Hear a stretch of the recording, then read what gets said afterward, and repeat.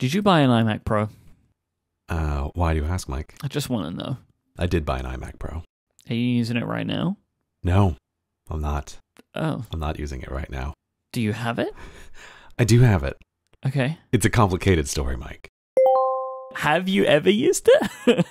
I can't understand where you would put it, because I assume you're at home right now. I mean, you never know where I am when I'm recording, Myke. I never really know where you are. That is true. I am often surprised wherever you are. We have a topic that will lead into this in some sense. But no, I do have an iMac Pro. Mm-hmm. I have used the iMac Pro. I am in London recording with you, but I am not currently using that iMac Pro. So it is elsewhere at this moment. Do you like the iMac But it's pretty Pro? great. Oh, okay, you really like it. It's pretty great. Okay. It is nice to have a computer that's super fast. And it's also nice to, because when we were in that valley of darkness with Apple for a while, I had this feeling of like, oh, Apple, let me just throw some money at you so I can get a faster computer. Like, just you name a number and I'll write you a check, Apple. I just need a faster computer. And it is nice that now with the iMac Pro, in a way, Apple has called the bluff on like, just write a check, because it's like, Apple can ask for a check that I am not willing to write. You know, it's like, it's really nice that there exists a computer where you have to make decisions about like, what is it that you actually want out of this machine? Because it means that the theoretical maximum computing threshold is beyond you. It's not where you currently are right now. Like, I really hated that feeling of, I have the fastest computer, there's no faster computer that I can possibly buy, and it's not fast enough. So yeah, the iMac Pro is very fast. There are some crazy configurations out there that make it super expensive. I did not go for the super crazy expensive iMac Pro configurations, but I got a good one, and it is very impressive. I really like it. And of course, when you get a new computer, how do you test it out? Well, you got to load up a game and see how the game plays. And so, of course, as soon as the computer was set up, the very first thing that I put on it was American Truck Simulator, so I could get a real sense of how it was. And how did it run? Did it run good? It was beautiful, Myke. Oh, yeah. It was absolutely beautiful. So I was just thinking about like, what do you use it for, right? Like, what is your use for such a powerful machine? And I was gonna make a joke about like, what are you, some kind of pro video producer? Having completely forgot that you make YouTube videos. For a moment, was like, what do you need it for? You just edit podcasts. And you don't even do all the editing. Like, what do you need it for? Seriously, I was going to make a joke about you being MKBHD or something making YouTube videos. Turns out you do make YouTube videos, so I understand why you might want it, because I know that like a lot of the stuff that you do in video, you can always throw more power at it, right? And I would assume that's why one of the reasons you bought the machine was because it can just make your video process a lot nicer. Because it turns out you do make those YouTube videos. Yeah, I do make YouTube videos. There are a number of it's easy to forget. I mean, there are so many things that I do, Myke. Yeah. My professional biography is long, very long, and includes very many things, full of projects of secret and public nature. Yeah, many things. But faster computer is great, and with YouTube videos and with lots of other stuff, the increased power makes a real difference. Even for things just like, if I'm making the YouTube videos for podcasts that are being uploaded, like you're uploading a 2.5 hour video, like exporting that kind of thing takes a long time. It takes a very long time. I am always surprised at, one, how long it is, and two, how big the files are, when it's just like a static image and 2 hours of audio.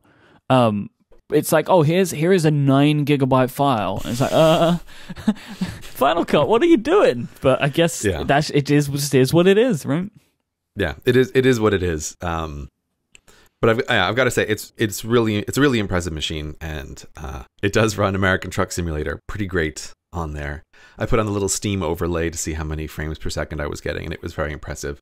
But on a more practical level, I loaded up one of the files I've made reference to a few times on the show, like these multi-terabyte Final Cut Pro projects that I have, and the thing that I wanted to see, so Final Cut has this feature where it does background rendering when you open up a project, and that is always a thing that takes absolutely forever.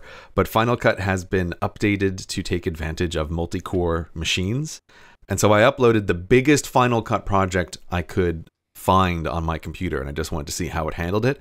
And it was just astounding to see these multiple cores just tear through the background rendering like it was nothing. And I was like, whoa, this is really impressive. And it is one of these cases where the machine makes you very aware of what programs take advantage of multiple cores and what programs do not take advantage of multiple cores. Because the things that have been written to take advantage of multiple cores, it's such an incredible increase in speed that it's really just fantastic. So I love the machine. It is great. I'm glad that Apple has made a real top end computer again. So I'm really pleased with it. And it comes in space gray. It looks great. Looks great. No more stupid aluminum. Well, it's still aluminum or aluminium. Yeah, but not the aluminum color. Gosh, I can't believe I said that. Seems like you spend too much time podcasting with Americans. Yeah, something like that. I presume that you are not going to get one of the iMac Pros. No, I don't need it. I don't need it, and I don't particularly want it. It's more computer than I require for what I'm doing.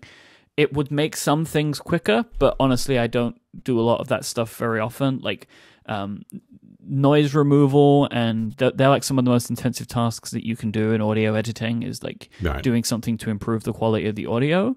But by and large, the majority of people that I record with are in stable environments that don't really require a lot of work to be done to them.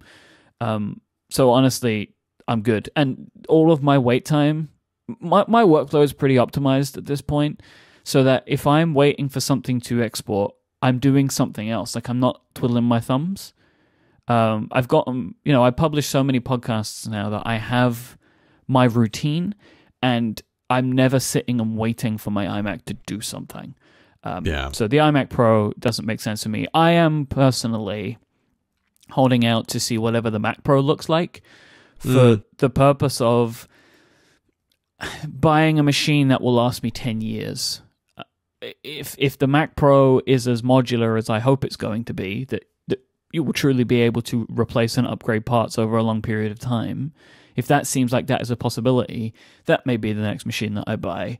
I'm just less interested in exciting Macs now, right? Like, Myke of like 5 years ago probably would have bought the iMac Pro because it's the newest and most exciting Mac. I don't really have that feeling anymore. It's, obviously the iOS is where my excitement is. So I am keen to own a machine that I can upgrade over a long period of time for a smaller amount of money than buying a new computer every 3 years to try and keep up with the latest and greatest. So that's kind of where my attention is a little bit more now, is like seeing what the Mac Pro looks like. But I have no desire or need to do anything about my Mac setup right now, because I have an iMac 5K, which I've had for maybe 18 months or something like that. And it feels as fast to me as the day I bought it. Like, I have no problem with this machine. This episode of Cortex is brought to you by Squarespace. Enter offer code Cortex at checkout to get 10% off your first purchase. You know Squarespace. Squarespace is the company that lets you easily create a website for your next idea. With their award-winning templates and easy-to-use software, there is no faster or better way to create an online store or a portfolio or a blog or a website for really anything that you want to do. Squarespace is the all-in-one platform that lets you make the thoughts in your head a reality on the internet. And there's nothing to install, there are no patches to worry about, and no upgrades needed. And trust me, as someone who used to run his own website in the dark days before Squarespace, doing those remote PHP upgrades on the server, not fun. Not ever. With Squarespace, you don't even have to know what that is. Who cares? That's Squarespace's problem, not your problem. You don't have to worry about anything because Squarespace has it covered. You just start making your website, and if you need any help at all, they have an award-winning 24/7 customer support team that will be right there for you. So if you have an idea in your head, Squarespace is the place to go. You can go grab your domain, pick one of their templates, customize it to be the way that you want it to be, and have your website up and running in no time flat. Squarespace plans start at just $12 a month, but you can begin a free trial with no credit card required just by going to squarespace.com. So you can check them out without having to commit to anything. But of course, you're going to love them. So when you decide to sign up for their plan, just use offer code Cortex to get 10% off your first purchase and show your support for the show. Thanks for Squarespace for supporting Cortex. Squarespace, make your next move, make your next website. Okay, Myke. So you want to know where the iMac Pro is, and this gets us straight to the heart of the first topic that I wanted to talk about, which is I wanted to give a little bit of an update on the year of order and how that's going. You need to put more. I feel like I need to add a sound effect every time you say it. Like no, a thunderclap, or and modulate the voice a little bit. No, just leave it. Just leave it alone, Myke. There's no need for that. I think people can hear like the capital O in order. Mm-hmm. Right? I think that comes across. They can hear that in their mind. There's no need for it. Of course, there's no need for it, right? But it might be nice.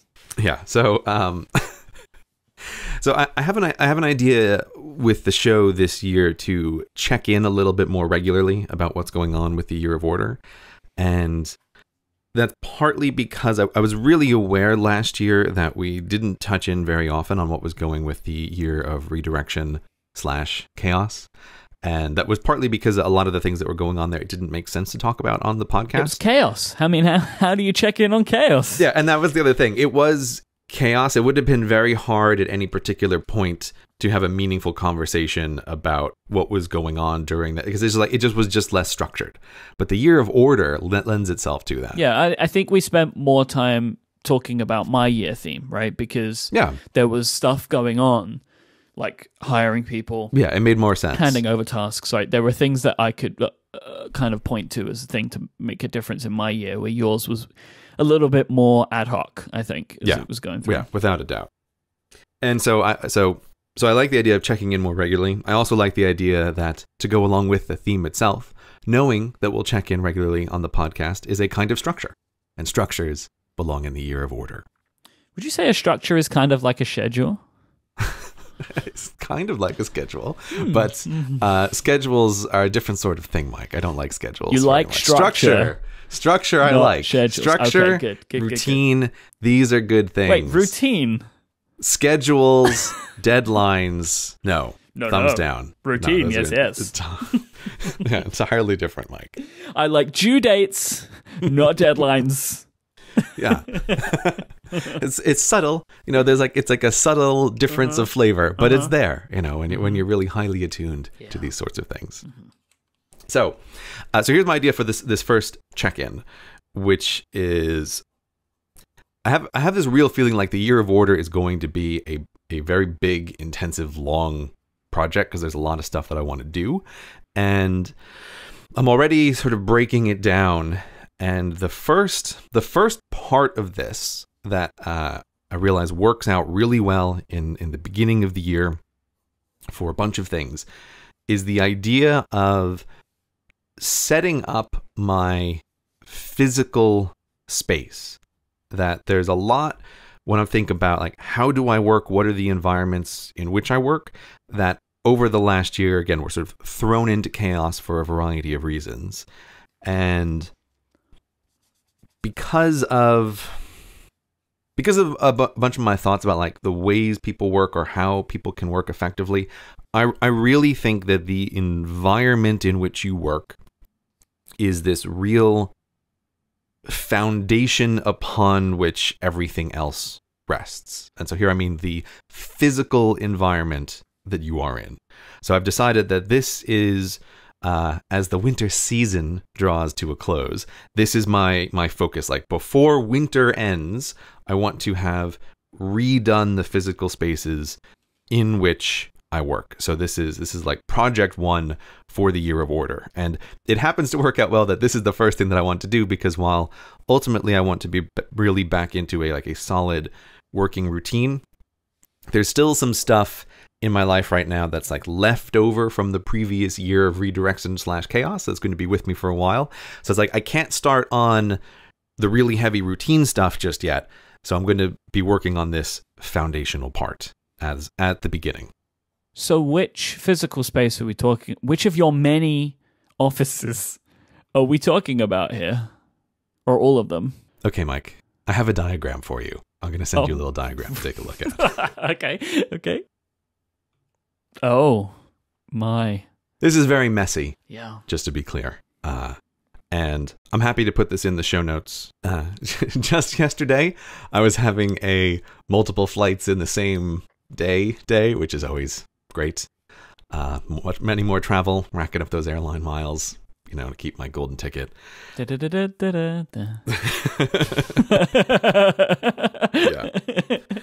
Just as fun. So while I was on the flight, I was trying to use that time well, because like airplane time is a strange time. And one of the things that I do find is useful to do with that time is thinking about stuff on a higher level, or just brainstorming or doing those sorts of things. So what I did was I brought my iPad with me on the trip and opened up good old GoodNotes.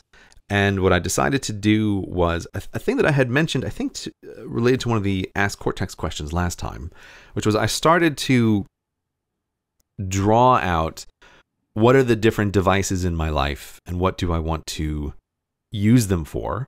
And then this ended up becoming much more along the ideas of, okay, how am I going to set up the physical spaces in my life? So there's two things in this very messy diagram, but I have the idea of there are some devices. So it's like I have my iPhone, I have the new iMac Pro, right? I have a laptop, I have iPads, like I have machines. Like what are each of these machines for? And then also trying to overlap that with the idea of I have different physical spaces in which I can be. Which devices belong where, right? Which devices go where? So the main thing here is I feel like there's three spaces. I have a home office, which is where I am right now in my apartment. I have the glass cube that we have discussed previously, which is in a separate building from where I am now.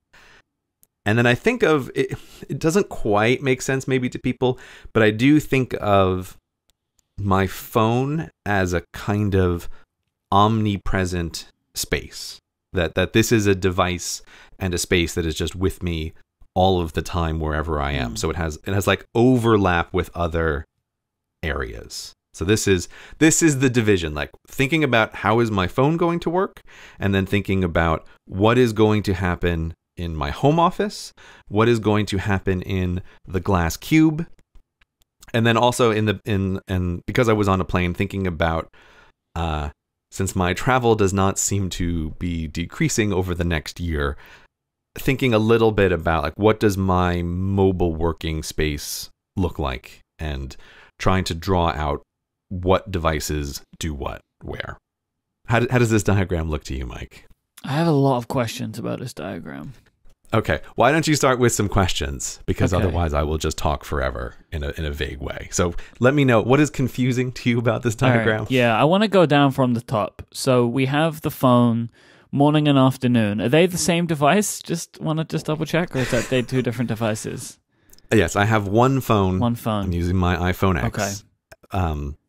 But I made a little division about the device is different in the morning and is different in the afternoon, about what should it do, or what should I be doing with the device at these times. But there isn't anything that you're doing to really restrict what the device does, right? Because you kind of can't do that. This is more of a mental thing. There's two parts here. It is a bit of a mental thing, because Apple's notification system is terrible and is not very good compared to the competition. But there is a physical thing that is happening that I'm still using the system we've discussed before, where I have 2 different Apple Watches.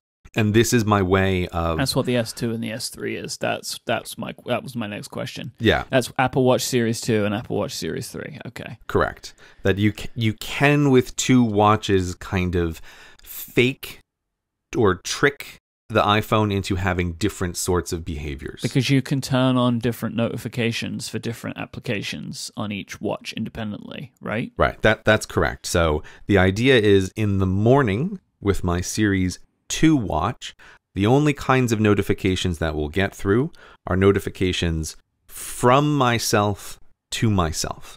So these are things like, I have started a timer and I want a notification about when that timer ends, or if there's a calendar event that I've put on the calendar previously that I will have forgotten about in that morning, or things like alerts from task managers, right? Those are the only sorts of things that should get through the device, through my phone, in the morning, and the only way I can do it is to say that the phone is totally silent, the phone does no notifications, but the Series 2 watch is configured to just allow notifications from those 3 classes of device.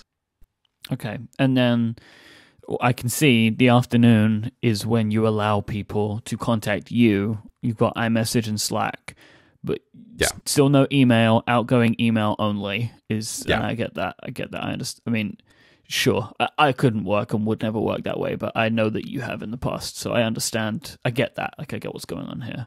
Your business, I think many people's businesses would totally fall apart without more frequent contact with email. Yeah. But yeah, for me, by far and away, the 2 biggest things that disrupt my life, but that I still do need to pay attention to, are iMessage and Slack.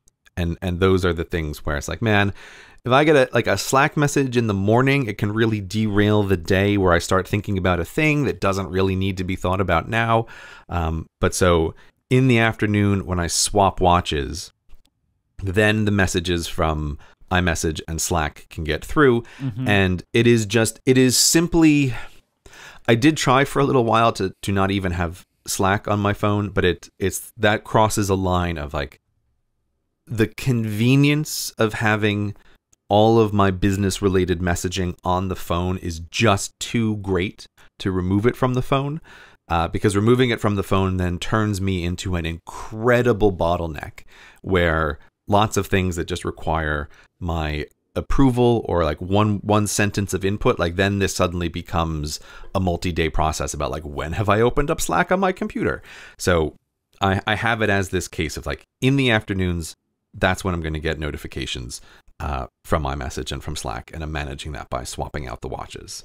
Slack is too important. Like, you make it that, right? Like, I know you have, we spoke about it in the past, right? You end up eventually, because you think it's great, right? Like, it's great, it's a great system. You end up putting too much stuff into it, and therefore you make it too important, and you've just moved the stuff. It's still better than email, but it still just becomes a big bucket of responsibilities. Yeah, I definitely still have very conflicted feelings about Slack in a way that I didn't when I first started it. But the big difference there is like for my company's Slack and the Slacks of other companies that I'm involved with, they are fundamentally, they're still invitation only systems. So unlike email, where anybody in the whole world can be sending messages and like stuff can come in from all over the place. Sure, Slack is still kind of an overwhelming mess, but at least it has a clearly defined perimeter. It's like people you want to hear from before you've heard from them. Exactly, yeah. That's what's happening there.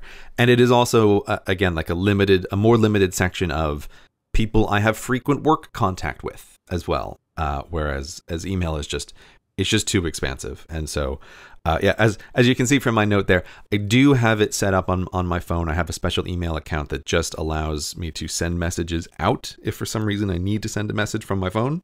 It's a Gmail account that I set up, and all that Gmail account has is a single rule that all messages it receives, it forwards on to my real email account, so I can deal with them at my desktop computer. But I can still send a message from an email address that's like, Gray is just using his phone and won't actually be able to reply from this email address at gmail.com, right? Like that's the email address. And I'm assuming that there is a very limited amount of people that get email from that account, just by the nature of the way it's set up, right? Yeah, I use it more than you might think, but it's still not a lot. I mean, I imagine you're using it a lot, but I can't imagine it is a very large group of people, because you don't know, if you don't see what's coming in, you don't know why you would need to contact someone. So it's just something that pops into your head, I would assume, most of the time. Yeah, what usually happens is exactly that. A thing that pops into my head that I want to tell a person who is not in one of the Slacks that I manage. Right, like that's usually the use case there. And so it's like, okay, now I need to send an outgoing message to a person that I would not invite into the gray company Slack, because it doesn't make any sense, because they're not actually involved in the company, but I still need to send them a message. So that's the way that works. And like I said, what I'm trying to manage here is this idea that the phone is with me all the time. Yep. And so it is a kind of environment. And what I'm really trying to optimize for here is the phone should be as minimally disruptive as possible. And I have part of, while I was on my Gray Industries corporate retreat for one, and I was doing some of the pre-work for this, I really went through my phone again and just uninstalled absolutely everything I could think of that wasn't totally vital. Oh, interesting. I feel like I want to see that. That's maybe we'll get into that. We can. I find it so interesting just how many apps are still on my phone. When this comes up with people, I find it interesting that it's like, if we do phone comparisons, I'm often like I'm like a weird Luddite with the way I use my phone, where it seems like it's so limited. But then at the same time, there's still something like 100 apps on my phone. I just think it's an interesting commentary on modern life, how vital and important this piece of technology is. And that even what most people would regard as crazy bare minimal use is still covers an incredible range of possible activities. So I just find that like an interesting commentary on the modern world. The largest section of this diagram is contained within the glass cube. So I am naturally assuming that your out of home office is where you're spending the majority of your work time now. Okay, Myke, let's get into this. Okay. Right. Glass cube. One of the things that I decided to do as part of the Year of Order was I have recently upgraded my glass cube. So I've gotten a bigger glass cube. That's the way to fix it. Just keep making it bigger. It's still a glass cube. It's still weird. It still feels somehow like I'm working at Facebook during the day, except with glass barriers. It's very strange. But I got a bigger space because of a bunch of things that I thought I want to do with this space. And I was trying to think very intentionally about, like, okay, what am I going to do here? And what I have decided is that the thing that makes the most sense is that the glass cube is going to be, it's going to be like a forge of creation. That this is where the kind of work that I do in this space is going to be the creative work in one way or another. So there's a bunch of projects that relate to this. But one of the main things that I've done is I have taken one of my older computers and I have turned it into a dedicated writing station. So the reason I got a bigger glass cube is because I wanted to fit not one, but 2 desks into the space. Because one of those desks is going to be, or I should say is, because it's already set up now, it is a standing desk that has a computer that is only used for writing. And I've set it up sort of like the same idea with the phone. Like, I want to pare this down to the minimum number of things required. That writing computer is only going to have the 3 or 4 apps on it that I need to actually do the writing. And it's gone so far as, like, the account that I log in on that computer, it's not logged into iCloud. I've set up things so that I can do everything through Dropbox or separate syncing services. So it's like that account has nothing on it really except Evernote and Ulysses as the two main programs that I need. It's like, here's research notes that I have, and then here's the main program that I use for writing. And so when I turn that thing on, it's like, these are the only apps that are here. There's nothing else for you. When you're standing at this desk, this is what you're going to do. End of story. So that's part one of the glass cube. What is that computer? That computer is a 15-inch MacBook Pro that I've connected to some external monitors so that it's set up. Of course it is. What do you mean, of course it is? No, it's fine. Did you think it was going to be an iPad? Is that what you were asking? Well, it was forever before, and I don't know, just like as a machine that is single purpose with just a couple of applications on that you can attach an external keyboard to. I don't know. Whatever, man. Whatever floats your boat. So I'll tell you something. This is sort of gets to a little bit of the things that are later on, but one of the like the meta themes of the Year of Order, when I was trying to think about like setting up these physical spaces, is it's kind of a funny thing that happened. But a little while ago, I bought myself a new backpack. I was like, "Ooh, look at this! Look at this great backpack! This thing is fantastic." And my backpack that I was using previously was a little run down, and I thought, "Yeah, this needs a replacement. Let me get a new one." I need to save future Myke. Okay. Please tell me the name of the backpack.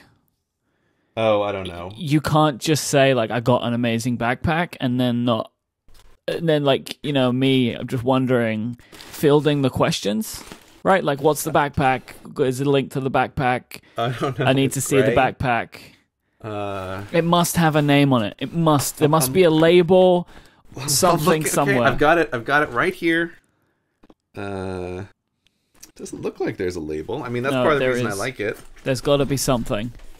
No, I don't think there is. Where did you get the backpack? I don't know. Why would I remember where I got it? Well, did you buy it in a physical store, or did you buy it on Amazon? No, I bought it online.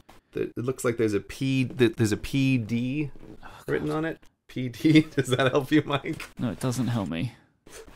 Does it help if I say it's maybe the best backpack in the world? But I don't know what it's called. There's like a great, you can hear it. There's like these fancy metal clasps. You can change the interior volume around. It's fantastic. Whatever, you know. It's not whatever. If you bought it on Amazon, you can get the information. No, I didn't buy it on Amazon. I bought it directly from the website. Well, then you can open your email app and just type backpack into the search field. I'll find it for you later, Myke. No, you won't, though. All right, okay. I just need this to be shown as testament to the fact that I tried. I'm searching backpack. I've got too many emails with the word backpack in it. What about the most recent one, though? No, but you know, like Amazon is showing. Yeah, there's nothing. I type in backpack and I've got like 100 emails here, and I don't see anything that's obviously the receipt from the company. Do you think people will ask you about the backpack? Great. I was going through Ask Cortex questions today, and there was somebody asking about our backpacks based upon like episode 3. Right, yeah. That's what I'm thinking of. Because at that point, you didn't give the name of your backpack. So I am still getting those questions. So, I just need people to know that I tried to get the name. Oh, I found it. I found it. Okay. It's on the interior cover of the backpack. It's by a company called Peak Design. That's what it is. Okay, Peak Design backpack. It's called the Everyday Backpack. Okay. I got it now. Yeah, I think that's the. Okay, you good? Yeah, this is really good. Somehow I knew you were not going to relax until I could. No, because I know my future. I know what my future is, and it was just full of like. Your future is fielding these questions from people for forever. Yeah. Now I got it. It does look like a really nice bag, actually. Oh man, I just bought a new bag. I don't need another one, but this looks like a really nice bag. It is a really great bag. I bought a Tom Bin Synapse backpack, by the way, just so people don't ask what backpack I bought. Okay, yeah, there you go. Yeah, it's it looks like it is ostensibly designed for cameras. Yeah, exactly, like camera professionals, and that It's like when I bought my original backpack and I made that comment about how I was looking into like what do runners use, because I was trying to find the lightest backpack possible, and I thought like, oh, runners will use super light backpacks, and I found one I really liked. It was the same thing with this. I was trying to think about equipment, and I was like, surely there must be backpacks that like wedding photographers would use. Like what is the professional solution to this? And that's how I stumbled upon this bag. Yeah. But so it is great. However, I bring all of this up because it was an interesting thing to realize that I got this backpack and I have hardly used it in the past several months of having it, because I realized it's like, wait a minute. I didn't buy this backpack for me. I bought this backpack for the me I used to be. Like, I used to be the person who spent all day wandering around the city in different mobile locations and working very mobily. And like, I haven't been that guy in a long time. And I've recognized that some of my habits have changed where I'm just much more in a smaller number of more permanent locations. And so it was making me think very deliberately about my workspace. And so one of the reasons that I did go with a Mac for my writing station is I was thinking about, like, I don't need to optimize this space for mobility. I don't need to optimize this space for the situation where I'm going to just grab that iPad on my way out the door, and I'm going to use that one iPad as my writing iPad. Like, I don't need to do that anymore. Mm-hmm. Instead, what I can do is, if you accept that this station is never going to be mobile, you can optimize it in a different way. And so one of the things that I can do is that laptop is actually powering 2 of the external 4K monitors from LG. And I have them both in the vertical setup, because one of the things that I really want to be able to do is see as much of the script as possible. And so rotating a monitor to be in the vertical position is a really big bonus. Like, it allows me to see so much more of what I'm working on. And a lot of what I like about Ulysses allows you to like rearrange stuff. It makes a lot of this way, way easier. And it just comes down to the case of like, okay, even if I wanted to use an iPad, the biggest iPad they make is not as big as 2 4K monitors. So I'm just going to eat this and say, I'm building this space to be a permanent space. What is the ideal that I would want? And that's what I would want. 2 monitors, one for script, one for research and notes, and I can just have them next to each other, super big all the time and standing up. And then the other desk has an iMac Pro. That's where the iMac Pro lives. It lives on the second desk in the glass cube. And this is like heavy project stuff, including something called Project Golem, which is just a great name. It doesn't really matter what it's about, but the name's real good.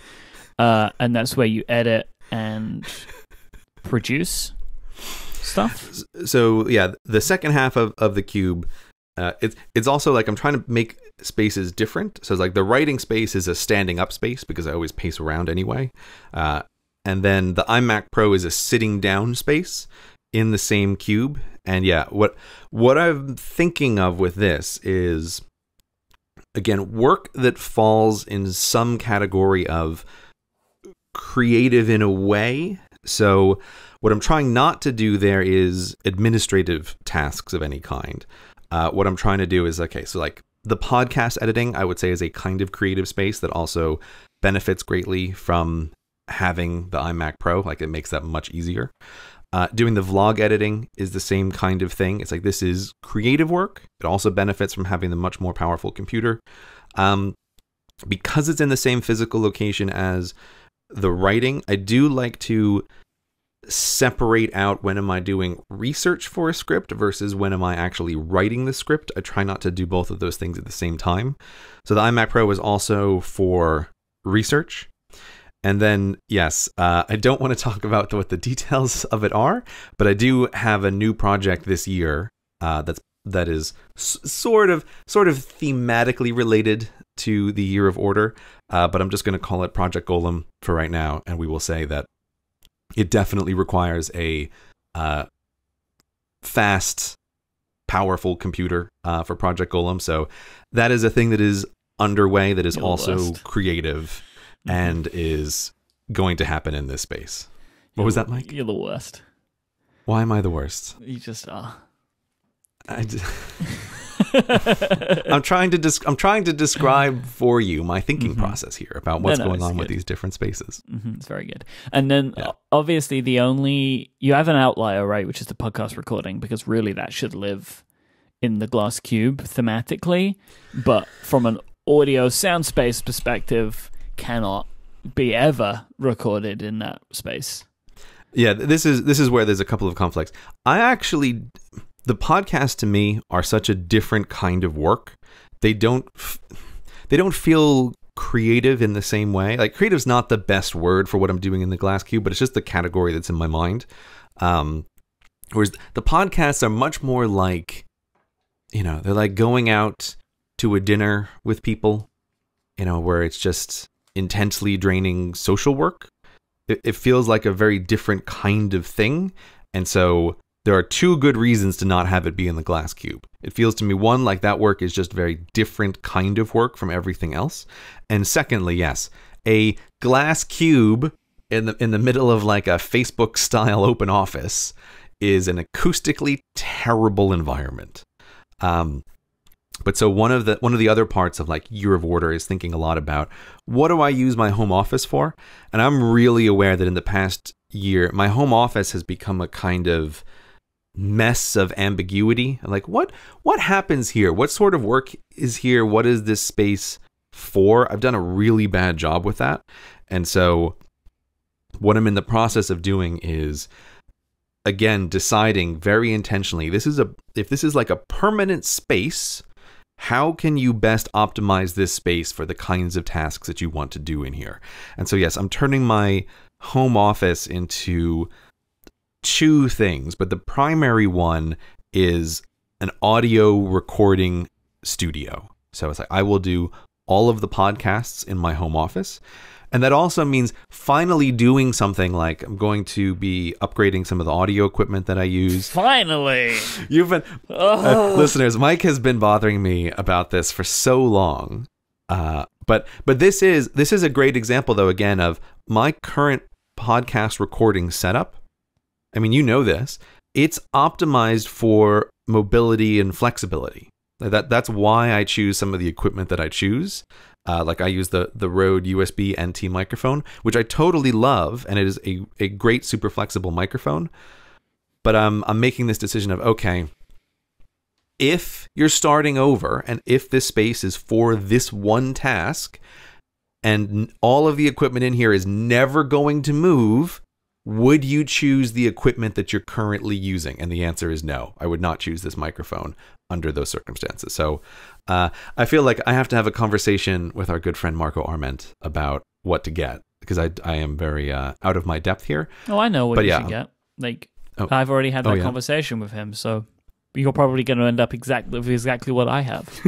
Okay, great. Do you want to give me a preview? What do you use, Myke? No, it's too much. It's too much. Okay. Yeah. I will put a link in the show notes to Marco Arment's guide for podcast microphones, because what I use is not good to tell people to use, because it kind of gets into that area of, you end up with small gains for a large cost, right? Right. Yeah. Because I've been doing this for 8 years and have built up over time. It's pointless to start at where I am, but it's all included in that guide, which you'll find in our show notes. But that's also part of the like intentionally thinking about the kind of work that I do and recognizing that optimizing for mobility is not sensible, and that I am in the same category as you. Like, obviously, I don't do nearly as much audio work as you, but I do enough that optimizing for small gains is a sensible thing to do.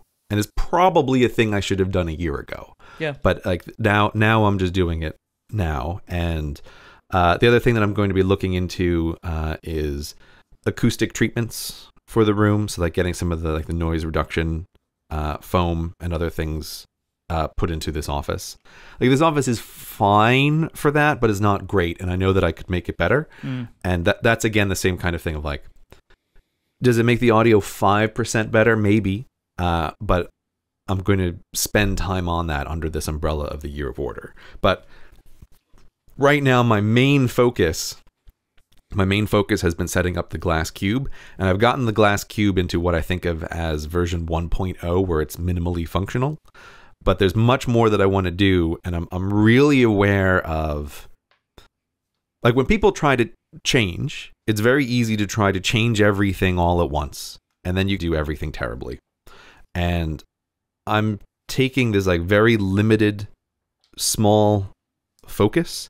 And so that's why I feel like right now I'm focusing on just my physical space. I'm not even trying to touch my routine or my health or any of these other things that I want to do. It's like, okay, just focus on the physical space. And then within that, right now, I am just focusing on the Glass Cube as the main area. And so I'm going to get that absolutely the way I want it to be. It's like, and then I will turn my full attention to the home office. And what's going to happen is everything that's in the home office is coming out. And then I'm going to just deliberately bring things back in or set up the new equipment. But so it's like I'm trying to focus on the smallest possible piece each at a time. But I can tell you, all of my Glass office cube neighbors, they know who the weirdo on the floor is really fast. It's like why? What are you doing now? 2 desks doesn't seem that weird. It does seem weird. It's 2 desks and it's 1 person. But it was also just I had a lot of boxes coming in and coming in under short periods of time, and there was a lot of activity going on, and there's just a few things that make me like the office weirdo that I don't quite want to go into details, but it's like I can see the people looking. They're like, that guy's the weird guy on the floor in that office. What's he doing? Eventually, you're going to have to build that building because you're going to be kicked out of every office space within the M25. I am aware that some of the stuff that I'm bringing into the Glass Cube, like maybe this is not the final resting home of all of this stuff, but I am mentally treating it as though I'm going to be there for a long time, even if when I do construct an office building of my own, it may all be relocated. Let me tell you about FreshBooks, as they're one of the sponsors of this week's episode. FreshBooks is an incredible tool for anybody that sends invoices.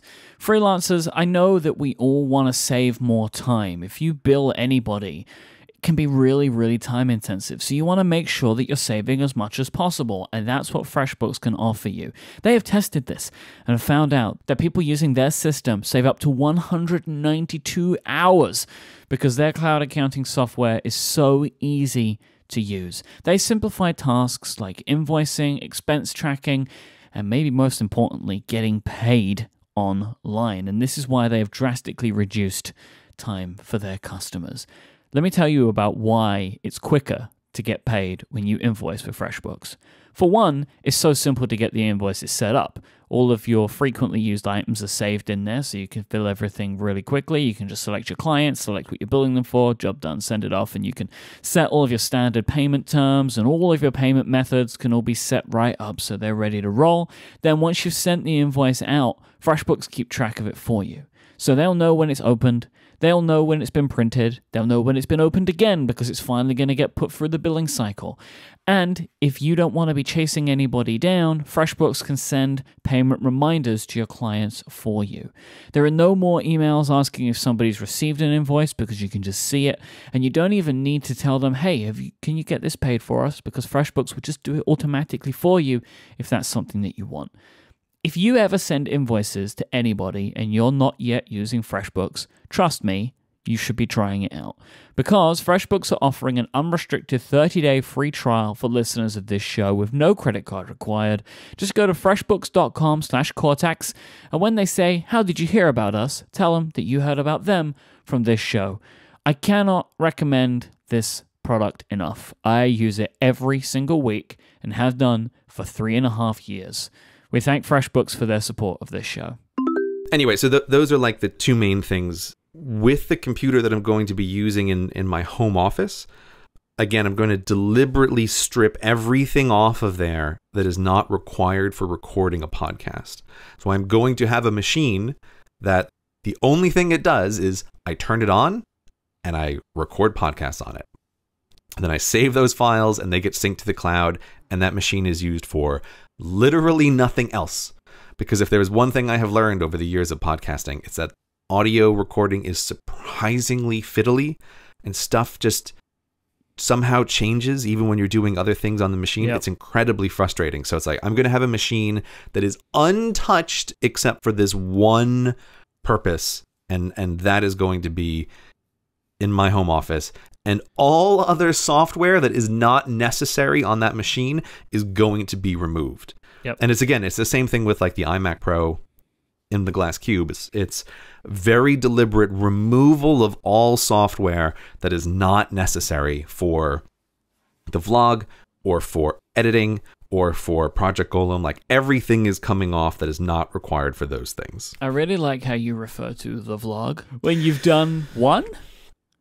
Well, maybe we can get back to this a little bit later, but we can say that. I'll just say now that on my wheel of recorded time for last year, vlog stuff was a surprisingly big chunk of that time. So for me, it is still a very active project, even though I know to outsiders it seems like it's crazy, right? Like nothing has happened. So that still seems very active. I have a very small update for the year of adulting, one of my two themes.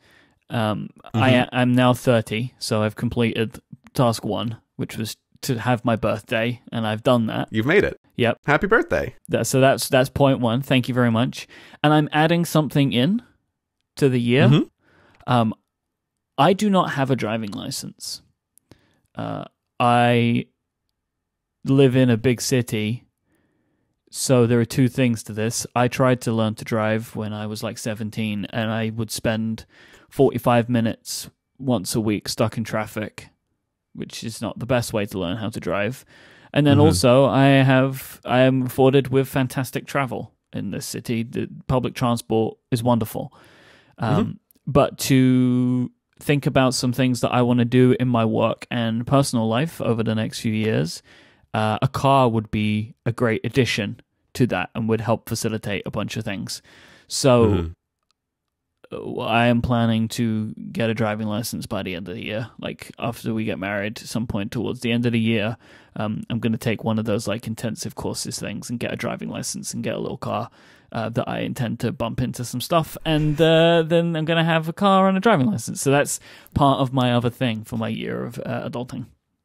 That's very exciting. I have a friend who she just went through that, where she's never drove, and as an adult got her driver's license. You know, and when you live in a city, your whole life, it's just, it's just like people who live in Manhattan, right? There's no real need or pressure to get a driver's license, because public transport is fantastic, and doubly so in the world of ride sharing services. It's like, it makes it even less necessary.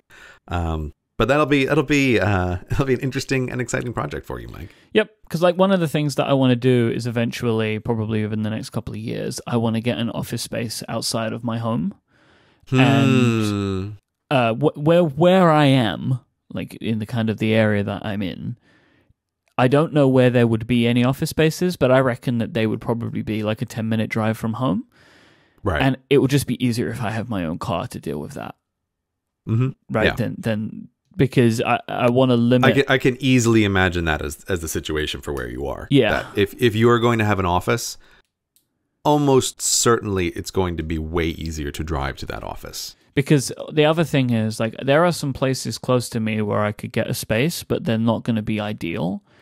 And I open myself up to many more opportunities if I have a car.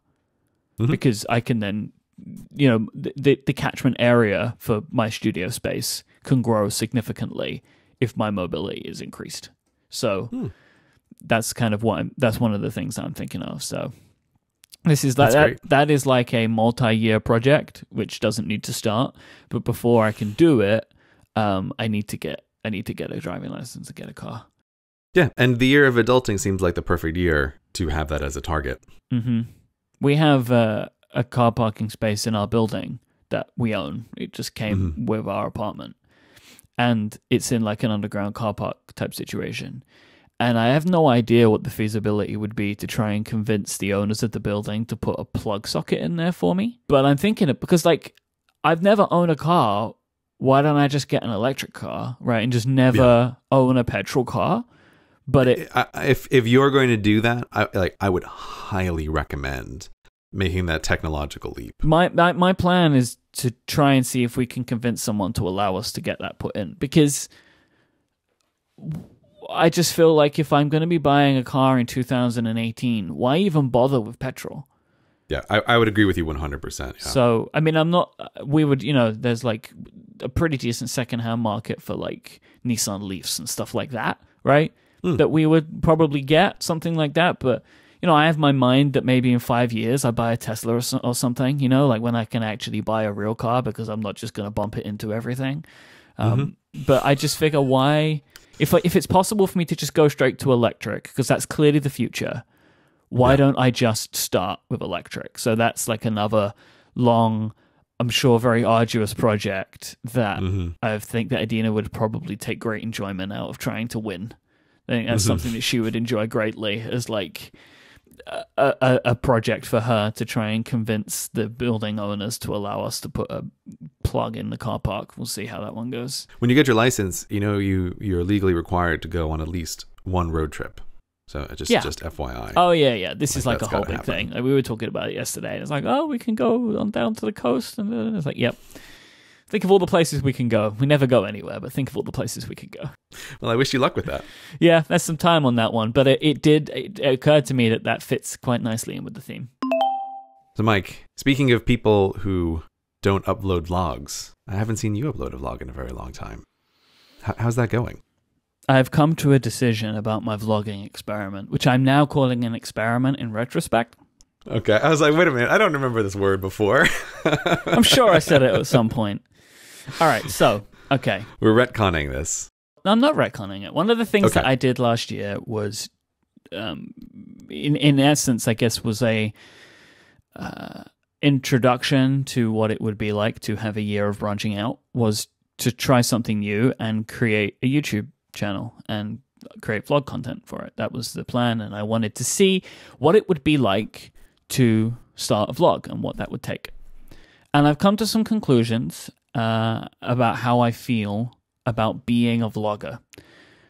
I think that it is very clear that to get good and to get popular requires frequent uploading, right? Like, I think that is, in vlogging, that seems to be something which helps success, is to upload frequently, whatever that ends up being like. I was gonna say, what does that mean? There's a big spectrum here. I don't know. I think at least once a week or a couple of times a week, it would seem, right? At least from the people that I follow that are primarily doing lifestyle-ish vlogging type stuff, there is frequent uploading to that. And I have a couple of issues that have precluded me from being able to do that. One is the amount of time that I actually have to put into another creative project. And really, I don't have it. I don't have the time in my life to create 2 YouTube videos a week, or 1 a week even. It's just not a thing that I can do. Well, if I remember, your original goal was 1 a month, wasn't it? Wasn't that sort of roughly what you were aiming for? It was.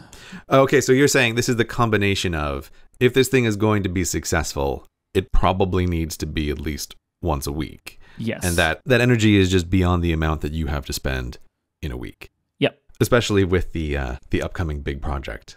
Exactly. But the thing is, one of the problems that I had with doing stuff on a more frequent basis is not even just time, it is content. Like, what do I make, right? Well, Myke, the viewers, they wanted to see what a normal day in Myke's life is like. No That's one what wants people want to to see see. You think you want to see it, but like I'm telling you, you don't. It's so boring. Yeah, everybody thinks they want to see it, but it's actually super boring. You would hate it. Just trust me. Yeah. Like, you would hate it. How would you describe what a normal day actually looks like for you, Myke? Sitting down. Sitting down in front of a computer, what are you doing? Clicking? All of the stuff that anybody wants to see is just different places that I sit down. Right. Right? Like, how many of those places even are there? 2. 3? Yeah, exactly. Right. But the thing is I don't have enough to give from a content perspective because I make so much already. So all of the things I have to say, I've already said them. Right? Like, so I was thinking, something that I see from the vloggers that I like is about half of the content, at least, that they make tends to be them talking to the camera about a thing. Yeah, in a broad way, a lot of it could be classified as opinion pieces. Yeah. But I have no extra opinions than the ones that I give on all of the shows that I make. Right. So that became apparent to me really quickly, that I burned through my topic ideas within like 3 months. Mm-hmm. They were just all gone. And typically, with a creative project that I have, that is not the case. That I will hang on to topics for a long time because the initial list that I create hasn't foreseen all of the other things that might come to me. Mm-hmm. But they didn't. Nothing really came to me. And the other big thing is that I realized that I would lose too much of my private life if I decided that I wanted to do this more frequently.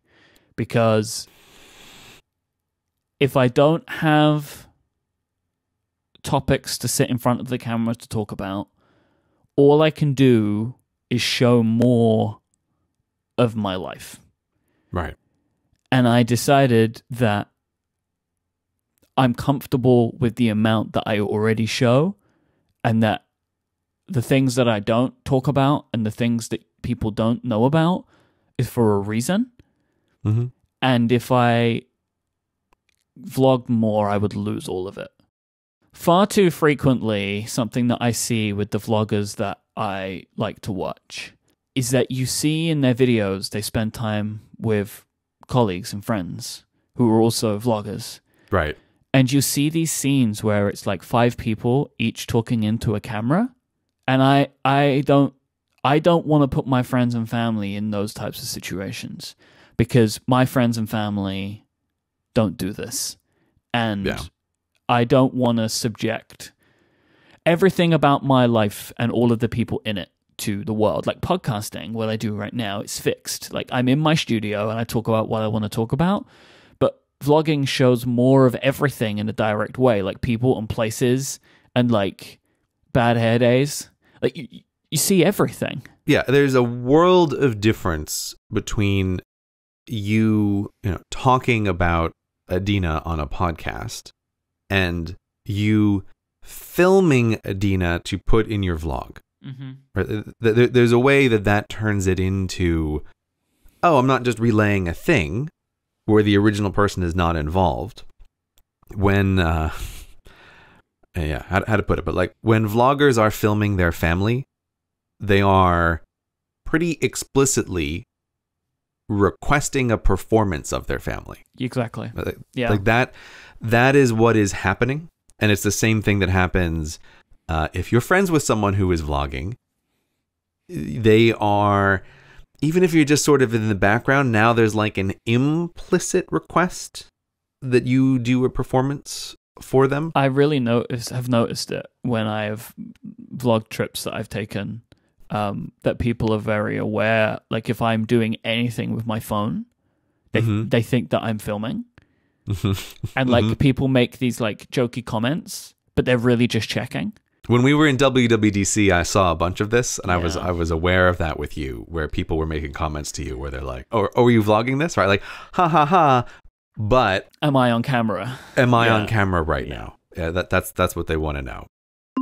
I am very excited to tell you about Fracture, as they are another sponsor of this week's show. Fracture is the company that takes your favorite images and will print them for you directly onto glass for you to display in your home.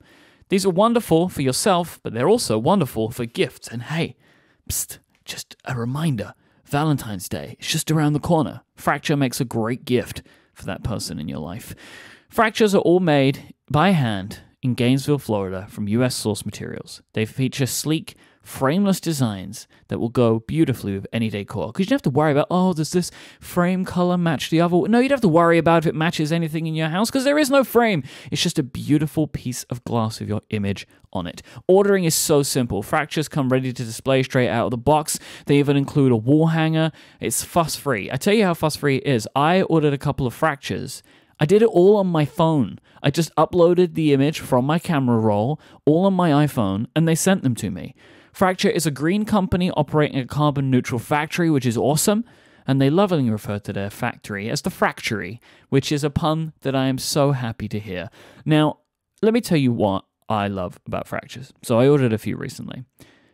I was able to get these beautiful images printed directly onto glass, which looks so fancy, and just put them on my wall. And what I've decided I'm going to do, because it's so simple, I can just upload it straight from my phone, that now whenever a big moment happens in my life, in my working life or in my personal life, I just order a fracture. So I have a couple sitting right here. I'm looking at them right now. And they're pictures of a live show that we did a couple of years ago in San Francisco. It was really, really fun. And it was a big moment for us and me and my professional life. So I decided to get some fractures printed. And now they sit there above my computer, and I'm going to make a little fracture wall right there of some big moments. They're really, really awesome. They're a great addition to any home. They make amazing gifts. It is time to rescue those photos hidden away on your devices, get them put on a beautiful piece of glass, and put them on the wall. Head to fractureme.com right now to get started and see how sleek fractures look. And when you use the code CORTEX, you'll get 15% off your order. That is fractureme.com. Go to your browser right now and use the code CORTEX at checkout, and you'll get 15% off. Don't forget to pick Cortex in their one-question survey as well when they ask you how you heard about them, as it will also help support this show. We'd like to thank Fracture for their support of this show and Relay FM. Basically, I've just come to realize that the life that I have right now doesn't fit this. If I want to do this, I have to make changes to my life, and I've come to the conclusion that I don't want to be a vlogger. Like, I've just come to, I don't want to pursue it to try and become this thing, because I think I might lose too much of what I currently have, and it would disrupt everything in a way that I'm maybe not comfortable with. And I don't want to never do them, because there are vlogs that I know I will be able to make about travel where it's mostly just me. And I still want to make those because I actually really enjoy that. But I have no intention of continuing to make this a serious thing. Like, there are other types of technology-based videos that I want to do, and I still will want to make those. I want to do more game streaming as a thing because I like doing that. It's relatively low amount of input for the output. But yeah, as far as vlogging goes, I'm not a vlogger, and I'm not going to be one. Yeah, I mean, there is a way in which, from my limited experience with it, but also just from knowing and seeing people who are really in that industry, that how can I put this in a nice way? But I think for people who are vlogging constantly, it is like strip mining their life, where everything they're doing is seen through the lens of how this can be presented to the outside world. And I think that there is a long tradition of people who are vloggers on YouTube who do very frequent multi times a week content, who you can just see them burn out. And so there is no shortage of videos on YouTube where a vlogger who has been very prolific says, hey, I need to step away from this for a while because it's just emptied out my entire life. Well, there's actually two ways. You either burn out or you flame out, right? It's either you've had enough or you push it too far. And there's an equal amount of videos of people doing something for the vlog, which was too much, right? Yeah. And I have no desire to go in either of those journeys in my life. Yeah, well, and there's also the thing that I think people, if anybody out there is like, oh, I want to be a vlogger. Right? Well, there's also this thing that you just probably don't think about very much, but there's a question of how much, I never quite know how to phrase this, but it's like, it's like your life is a garden and things in the garden grow slowly. And vlogging is like you're trying to harvest flowers out of the garden every single day. Mm-hmm. And it's like, well, that just can't happen. There's a question of like, what is the frequency of which you can pull flowers out of this garden? But they don't make flowers every day. Flowers take a while. And, like we discussed last time, I went through my own little version of this, and that was part of what the year of redirection was just recognizing like, I'm doing podcasts that are largely about my life in some ways, as like the frequency is just a little too high that it feels like I'm coming back to this garden to pull flowers too often. So I need to pull it back just a little bit. And when people are doing daily vlogs, it's like you are ripping all of the flowers out of this garden. And I think it's why there's two things that happen very frequently with the vlogs is that they become, or people who do successful vlogs have a disproportionate amount of travel in their life, because travel is a way of like getting flowers out of another garden. Like you're going somewhere, you're doing something. And then, especially lately, what has been a trend on YouTube, I think, is manufactured stunts for the vlogs. So you're not really vlogging your daily life. It's much more like you're putting together a TV show. Oh, you have to. Yeah, and so now you're artificially constructing things. Nobody's life is interesting enough. Like, you have to create situations.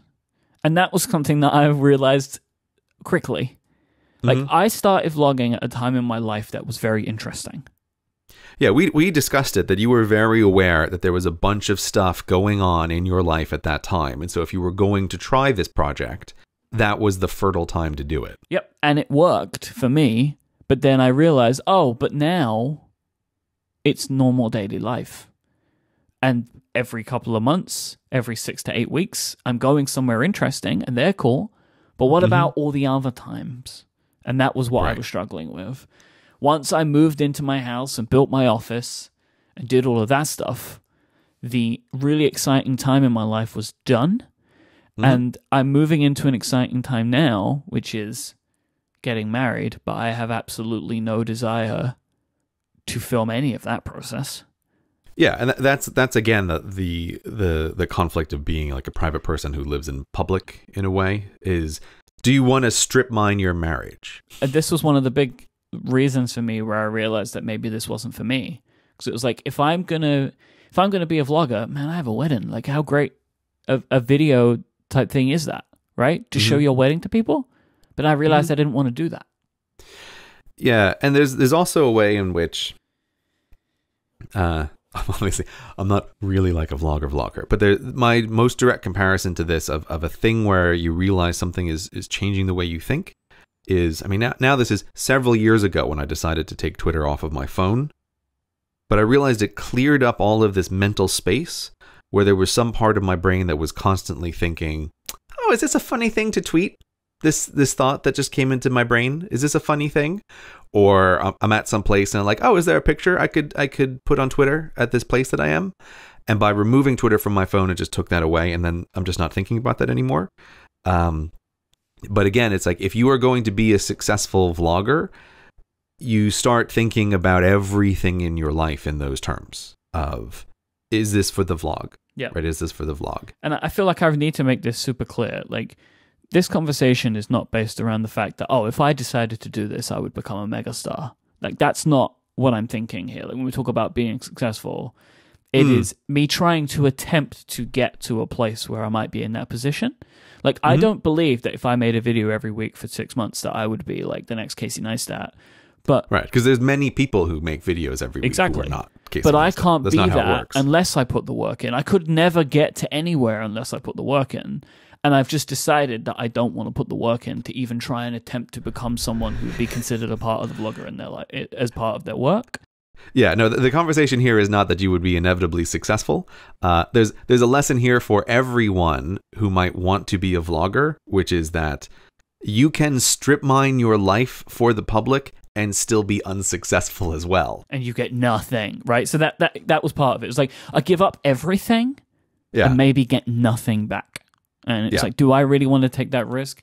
And then one of the other big things for me, which is a lesson that I will want to impart to anyone, I was dreading the creation.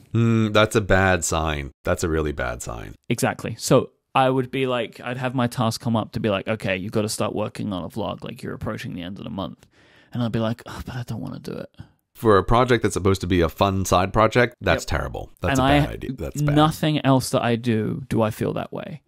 And if I ever start to feel that way with anything, one of two things happens. I either change significantly the project or kill it. And I've always worked that way. And and when I came to the realization that I was not enjoying thinking about necessarily being forced to make a video, that was when I deleted the task, right? And that happened in the summer. So the recurring task of create a vlog went away. So then you will notice my frequency went down, because then I only just started making vlogs about what I wanted to make vlogs about. And then one of the bigger ones was when I was away for 4 weeks over the summer, I recorded a bunch of vlog footage to create a huge vlog out of. And I got home and I had so much footage, I didn't know what to do with it. And then that was when I kind of decided that this probably isn't a thing for me. Well, I mean, it's been an interesting experiment. Personally, I'm kind of sad that you're not going to be vlogging frequently. Like, obviously, the writing was on the wall a little bit with this as the frequency dropped. I did really enjoy your vlogs, but I do think that you have still come out of this with, you learned how to do a new thing, and you have also established the existence of the Myke Hurley YouTube channel. It is there whenever I want to do something with it. Yeah, it's no longer the case of if you wanted to upload a YouTube video, you'd be starting from ground zero. You now have some inbuilt audience over there. And it's like, if you feel like there is a video that you want to make, that you feel compelled to make, you have a place to put it, and it has a place to start on YouTube with some pre-existing audience that is already there. I have ideas for standalone videos that I will make in the future, but it's just nothing that I want to necessarily start on right now. And every now and then I get something that pops into my head where I'm like, that might be a fun thing to make a video about. And so it like just gets locked away, and I'll talk about it later. And and this maybe sounds weird, but I'm happy that I have put as much time into talking about this on this show as I have. Because I follow a lot of people that are successful and talk about their successes and the things that they do and the things that they don't. This has clearly been a failure in what I attempted to start with, like from where I am when I was talking about this, doing this project, to where I am now. Like, I have failed to achieve what I was hoping to achieve from this, and it was because my feelings towards it changed. So I'm happy to share that as a thing to say, like, this is something that happens to everyone. You start a project and it just doesn't go the way that you want, and that is totally fine for you to then just move away from it. And I actually feel better having moved away, because a lot of the time it's like, oh, but I started this thing, and if it doesn't work out and I stop doing it, like, how does that look? Like, I look like I kind of failed, or like I look like I couldn't do it. But I feel better being comfortable in saying that it's done. Like, I'm not going to attempt to try and push this further than it needs to go, because otherwise I'm just going to hate it. And I don't hate it, and it means that I can still come back to making some videos when I want to, but I didn't suck everything out of it. And I'm kind of happy to share that. Yeah, and killing projects is a vital skill. Oh god, if you can't do it, then you can never do anything, right? Because you're just dragging along these old projects behind you all the time. When I look at my younger self, I think a skill that he was not so great at was killing projects. And it's like that's one thing. If I was to go back in time and try to advise my younger self about, like, how to get what he wants out of the world faster, one of the things would definitely be, hey buddy, let's go through your list of things and let's decide that some of these are over sooner. Like, let's do that, because it frees up your energy and time for other things. Yep. And like, for me, talking about it here, nothing has changed, because I'm making the same amount of videos as I've been making the last few months, which is none. But now I am addressing it. Right? Like, nothing's different. Like, I'm not making more or less videos, but I am now addressing the fact that don't expect them. And kind of I feel relief in that. It's like, well, now nobody's expecting the vlogs because I told you never to expect the vlogs. Expect that there will be YouTube videos sometime in the future, but don't expect them to come anytime soon and or to be anything that you expect them to be. The Myke Hurley channel is just going to be your channel of what you want it to be. Whatever that ends up being. I don't know. Whatever that ends up being. Yeah. So you can take up the mantle now. You can be the vlogger. Yeah. I never put it down, Myke. If I could give past me some advice that would have saved him some time, which is related to what you were talking about, it would certainly be, hey, shoot less footage. Oh, that will kill you. Shoot way less that footage. Will kill you. When you sit down in front of Final Cut and you've got 4 weeks worth of vlog footage, like that will kill a vlog. I'll tell you that right now. Yeah. That's one of the many reasons there's been delays. But it's like, boy, don't capture everything. You will regret it. So next episode, we're going to do something we've never done before. We're going to watch a documentary and talk about it in kind of the vein of Cortex Book Club. So it's kind of a book club, but a documentary. It's like a documentary club for work. Sure, that's the working title. We'll go with that one. The Cortex Documentary Club for Work. There is a documentary about the team behind South Park called 6 Days to Air. This documentary I've seen a couple of times, and I thought it would be interesting to bring to the table because these are people who create an episode of a TV show within 6 days every week. So they create a weekly show, and every episode is created within 6 days. And it is interesting to watch a team work under this incredible deadline pressure that I thought it could be interesting to talk about on the show. Now, it is worth noting at this point, this is a documentary about the TV show South Park.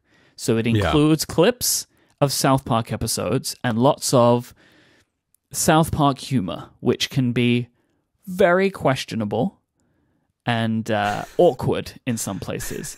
So I'd say, no, Myke, the word, it's not that the humor is questionable. There's no question that it can be quite vulgar. There you go. That's a lovely way of putting it. Yes.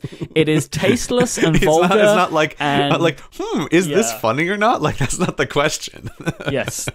Yeah. The question is more, will you want to see it? So you probably know at this point if this is something you want to watch. Like, if you don't know South Park, I recommend not watching it. If you know you don't like South Park, I recommend not watching it. We're going to take a look at how the team works and just talk about that. We're not going to talk about the content too much because it's not important for the overall discussion. Yeah, this is just a thing that has been on our list for a long time. When you first mentioned it, and I have wanted to see this for quite a while because I think the two guys behind South Park are uniquely prolific, and they also, from what I have gleaned, they work in very different ways. And they have also had careers over now a fantastically long period of time. Yeah. So I think that like they are at the intersection of a bunch of things that I'm interested to see a documentary about how they're working. So ever since you mentioned to me that this thing existed, I have wanted to see it. But yeah, so just to be clear, like our interest in seeing this is how do they work? It's not really a conversation about like what do we think about South Park, because I think people already know what they think about South Park. Yeah, you either like it or you don't like it, and there are probably extremely good reasons for both, depending on your opinions. I will say that I don't really like South Park, and kind of never have. It isn't something that I have been that interested in, but the documentary is very good. We are going to talk about it like we talk about the books, so you don't have to watch this to understand what we're going to talk about. So you don't need to watch it. I want to tell people that we are watching it in case you do want to watch it, but this comes with all of the warnings we could possibly give for such a explicit documentary because it's got South Park in it. So there you go. That's all we have to say. 6 Days to Air is what it's called, and we'll talk about it next time. See you next time.